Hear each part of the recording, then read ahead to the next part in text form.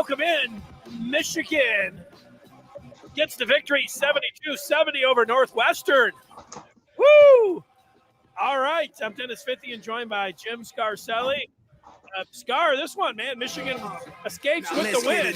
What'd you think? Hey, it was a roller coaster, man. It was a heart pounder. It was a great game to watch. It was just good basketball, a good basketball win. That's a good team, man. Northwestern's got a bunch of guys that have been around. They ain't no young kids. They don't make a lot of mistakes. That's a good win, man. You know, I'll agree that it's a good win, but it was almost a devastating loss, and the execution down the stretch. I mean, there's a lot of things to like, but there were a few things, including the last sequence there where they didn't get a block out on a free throw, and then a guy gets a three up, and they're going to lose that game. That'd have been a devastating loss. It would have felt like you know, Denny, I rewinded that 3 times. These refs were calling stuff close all game. Nance just shoved Williams under the basket, and they don't call it. It was a terrible no call. And if they would have won that game because Nance kept it alive, I mean, he just shoved Williams under the basket. It was terrible. And but we got the win. But yeah, I would put that on a missed call by the refs. But I hate to cut you off, but I was frustrated with that no call. You know what? I was watching it in real time right here, so I don't have the luxury to go back and look at it. So if you're telling me that, you know, Williams would have been able to get there and have a block out, but had no chance because of a foul. You know, the one thing you get down into the last seconds. I mean, the game can be called the entire way, you know, a certain way. But when you get down to a last play, it was like when Bowie got fouled there and, you know, and embellished it a little bit. There was like, oh, you know, that could have been an intentional foul, which never gets called in that situation. But, you know, it's still to get it to that point. I wonder, you know, Fultz came in, and, you know, he made some plays there. He made a pass, and, you know, he missed the 2 free throws at the end. But you wonder where Brandon Johns is in the rotation and why, you know, he wasn't in there instead of Fultz. Well, you know, he didn't have his best game, talking about Brandon Johns. But, I mean, is he so far down the bench now that he's not going to be in there in crunch time? That's a question I'd like to hear Juwan answer after the game. Yeah, well, I totally understand it. You know, I when Brandon Johns gets in the games, he makes mistakes. He just makes a lot of mental mistakes, man. He dribbles the ball off a kid's foot, you know, pushing guys in the back, defensively out of position sometimes. You know, he had a nice little low post move down there. I think our coaches do a great job teaching low post offense. The way Diabati's come along with in the 10-foot game, that moves from 10 feet from the rim.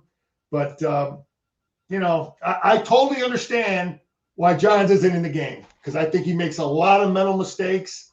And Fultz actually had a nice defensive stop at the end. Yeah, you know, the Northwestern kid had the ball in the low post, and Fultz stopped him down there. But, yeah, it's a lot to get into, man. We had our 2 big guys out of the game the last couple minutes there. It was, you know, we talked about, you know, Caleb Houston making all those threes when you're up 20, but boy, him and Williams, those were 2 huge 3-pointers at the end with pressure, making threes with pressure. That's a whole nother deal, and those were huge shots. Yeah, they were. And, you know, if you're a Michigan fan, you know, you should be happy that Michigan got the win. But, and, you know, it's 3 straight here for the Wolverines, but, you know, I'm a little bit discouraged about just the overall play here tonight. I know you can run in and you can credit Northwestern, and, you know, you can look at the officials making the fouls, but, you know, the offense, you know, in the very early going, it looked like, you know, they whatever they had practiced and whatever they saw against Indiana, where they were playing through Hunter Dickinson, where he had the ball and the ball wasn't sticking too much. You know, he'd get the ball and he's going to make a quick decision whether he's going to go to a move or pass it. And the ball was going to start moving again. You know, I saw that action early on, and then Caleb Houston had a nice game early on, making some shots. But other than that, you know, and when Hunter went out, I mean, like they have, I don't say nothing, but they don't have a whole lot that they can lean on. They don't have players, this Michigan team, they don't have any players that can create their own shot. So they have to play it through Hunter, and they have to move the ball around, and they have to cut. They can't stand. And I think after the first 5 minutes, we saw a lot of that where this thing got bogged down. And, with the exception of Eli Brooks and that little spurt that he had, that 9-0 run that gave Michigan a little bit of cushion and some threes there at the end, I take a step back. This doesn't feel to me, and they've got some room here, and to still go and with 11 games, and maybe they'll make up 2, but it didn't feel too much like a tournament team here tonight. So even though they get the win, I think it feels like a little bit discouraging just by the way they ran their offense. And I know they pointed to, hey, energy and defense, and that's going to get you there. And I saw a little bit of that, but I didn't really feel that in the second half. And again, maybe you go to Northwestern, you credit them. And I'll tell you what, if they come out Saturday and they have that energy and they play Michigan State tough down to the wire, then and certainly if they win, you can say, hey, 4 games in a row, they learned a whole lot. But I just don't have a good feeling about the team. I think this was a game. This was a frustrating game to watch from a Michigan fan standpoint. You take it, but there's a lot of things that they got to improve on if they're going to be a team that wants to get into the tournament. Certainly a team that wants to compete with Michigan State coming up on Saturday. Yeah, the first half was pretty good basketball from both teams. I thought we played decently smart. We had a little lead, and then we had that 10-point lead in the second half, and we were playing pretty good basketball up to that point. But after we got that 10-point lead, we looked like the worst basketball team. They had I think it was a 27-6 run there. Did you see that? I think it was a 27-6. Yeah. I mean, we were terrible. There was an 8-12-minute period in there. We were just terrible. Dumb passes, turning the ball over, blocks. We don't take charges, man. We just don't take charges. And, yeah, we had a terrible run in there. But, hey, Denny, we overcame it. We got foul trouble. We overcame it. Some other things I'm seeing, though, I think our coaches are doing a good job with our young guys, especially Diabate, low block offense. I really like seeing that. But, we had a good run of dumb fouls. Northwestern is a team. You can just see how long they played the game. They, Boo Booey seemed like he's been there forever. Nance is a 4-year guy. They got so much more experience, and they play so smart. And you just don't see them do a lot of the dumb things that some of our young guys did tonight. But the refs were calling things so tight. God, I was frustrated with that. But our play, you have to adjust as a player. I'm sure Juwan saw it right away how tight they were calling things, and that's frustrating for guys that want to play physical. A lot of our guys do, but we won the game, and we had a terrible 8-10 minute stretch in there. Yeah, I just don't know where moving forward they're going to get the offense from. They did. I'm not going to call them miracle threes. I'll credit Terrence Williams for stepping up and shooting it with confidence. I mean, that's a 1-point game with 2 minutes to go, and he throws that 3 in. That was huge. And then to follow it up with Caleb Houston, I mean, they hit back-to-back threes there to give them that lead, with just over a minute to go. So that was some good offense, but. Besides Houston now, it's, he's come around and turned the corner a little bit where it looks like with his shooting, and he did a lot of nice things here tonight overall. Like he was, he hit his first one, then he hit, he hit his first 2, but then you could see him on defense. He had a steal. He was rebounding. He was playing defense, and that was all good, but he's really a set shooter. So it's nice, if he's out there. I mean, he's their best 3-point shooter, not statistically, but he's the guy that they're going to rely on. But you can't throw him the ball and say, hey, go get us a bucket. And Michigan really doesn't have anybody. And that's the thing that stood out to me. If I'm spotlighting this thing and I'm trying to just be honest to Michigan fans, it's like they don't have anybody besides Hunter Dickinson, and Hunter Dickinson really can't get his own. I mean, you got to put him in a spot, and he's got to get rid of it quicker. We've seen it when it's working well and the ball's not sticking in his hand. They can play off of him, but other than that, they don't have a whole lot offensively to go to, and I don't think that's gonna. I don't know where that's going to come from. And there's nothing you can really draw up there. It's just, it's kind of a hole in this team's overall game is they just don't have guys that can put it on the floor and go get their own shots. Yeah, you're right about that. Talking about Hunter briefly, I was listening to Robbie Hummel pregame, and he thought Hunter would have a real good game because they didn't have someone that could really match up with him. I was expecting that too, and I thought Hunter, I don't know that he was really dominant on his low block like he should have been with the size advantage he has. So I was a little disappointed with that. He did some good passing down there, but Hunter had 2 moving screens. He's got to be smarter than that. We have to have him in the game. We can't have both of our big guys falling out at the end of the game like that. But no, he missed some easy ones too. You know what? The hardest shot, like, I know he's shot well from outside and, 3-point land, but, shooting from 8-10 feet, just wide of the lane, fire him up. That requires incredible touch to be able to do that. And, he missed a couple of those. He just down on the block, he's going to miss some of those. But when he's going right, they get the ball to him and he's making the decision a lot quicker. And I think after the first, 5-10 minutes, you could see that it was back to the old, like the ball was sticking there and he was waiting and he was trying to get the other guys and everybody else is kind of standing out there. And then he's going to make his move. He's got to go to his move and he's got to get the ball out of his hand quicker and they can reset it to him. We've seen that. We saw it in the last 2 games. We've seen it once or twice tonight, but everything's got to run through him. And if not, this team is a below average offensive team. And, to me, I don't know, like they seem like they're going to be up against it, more than not. We've seen them play enough here where I don't know where those answers are going to come from. You'd say maybe Eli Brooks and, saw that little spurt ability there tonight, but I don't know if you can rely on him to be a heavy scorer for you. And he might be the guy that's best probing around trying to get his shot. But, I just, it's to me here, it stuck out like a sore thumb here tonight, Michigan's inability to, really, get their own offensively. Take the win. I like that.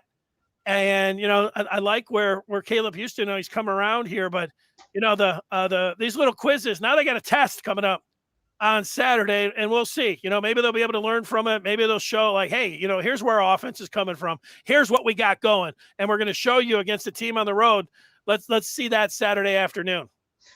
Yeah, Michigan State is not a great basketball team. They're a good basketball team. That's not a great, one of the teams they've had 3-4 years ago. But getting back to Hunter, what I thought Northwestern did a really good job of is whoever was covering Hunter beat him to the spot on the low block. You want to get that, you want to get down the court and you want to beat the big guy to that spot. And I thought they just did a great job how they coach it, how they teach it. Hunter was just a few feet further away from the basket every time he got the ball.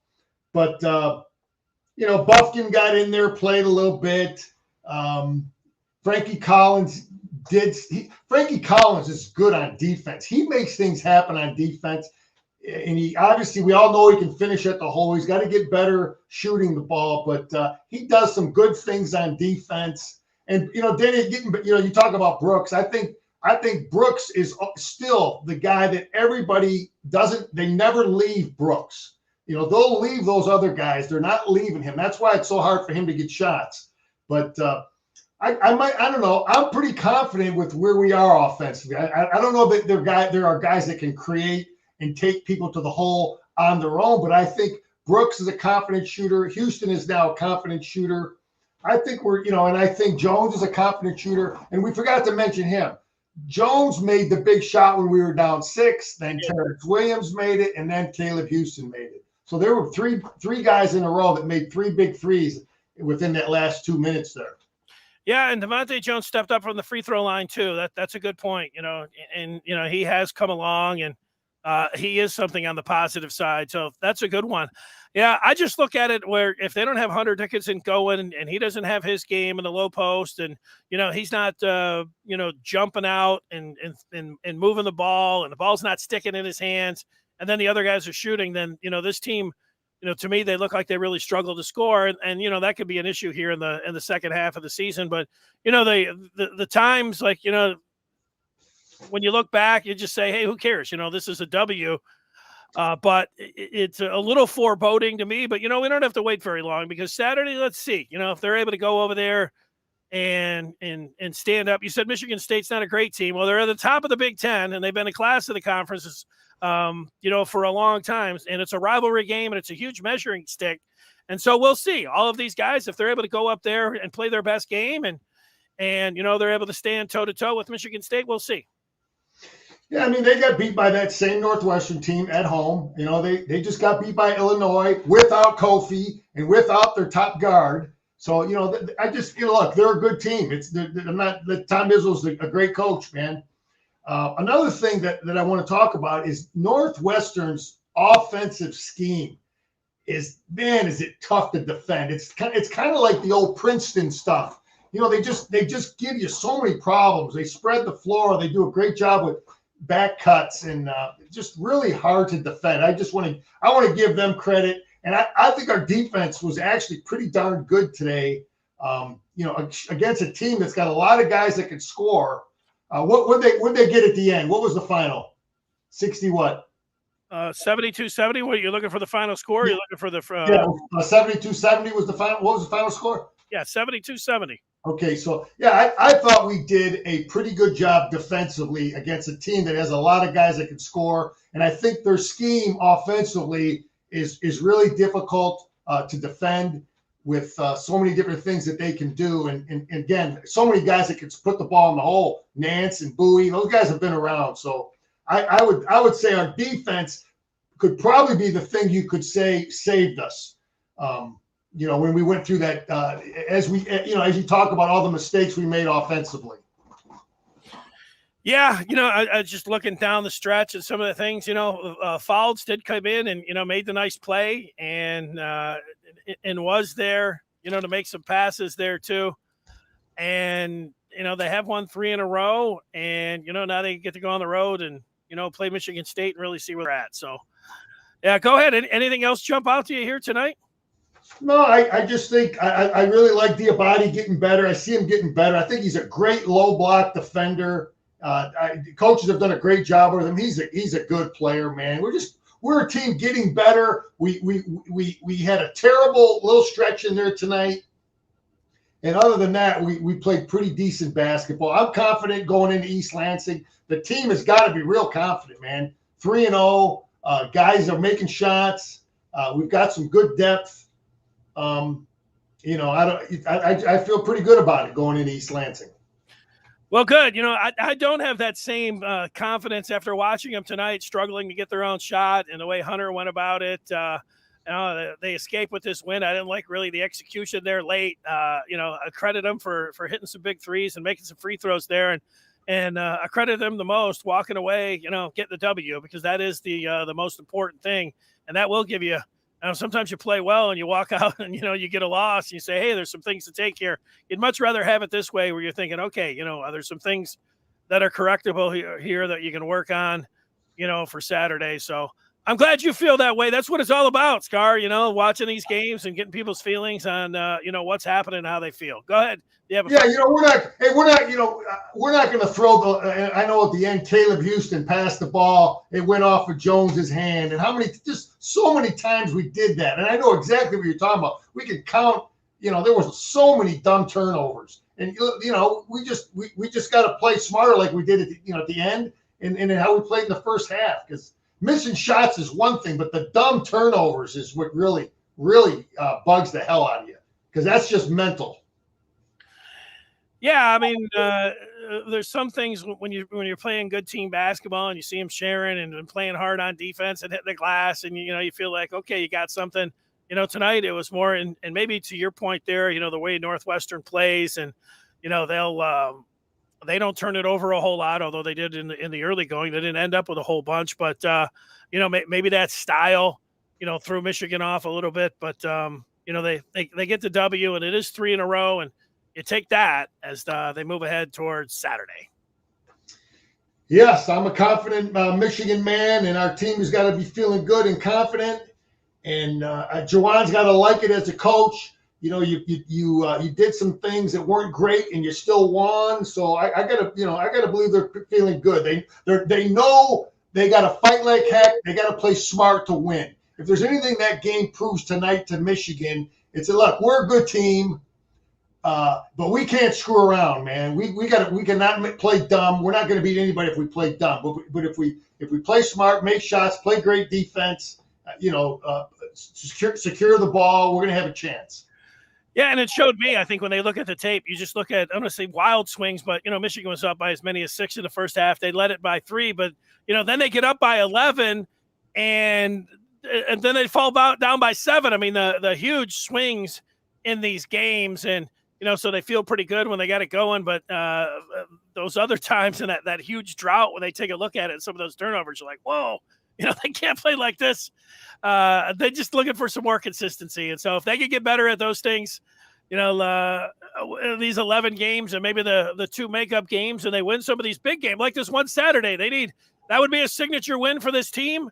And they've got a shot, and we don't know if they're going to be able to play Michigan State again. We don't know if they're going to be able to play Purdue again. So, their resume's thin when you're talking about, quality wins or quad 1 wins or signature wins, whatever you want to talk about. So they got a chance to do that on Saturday.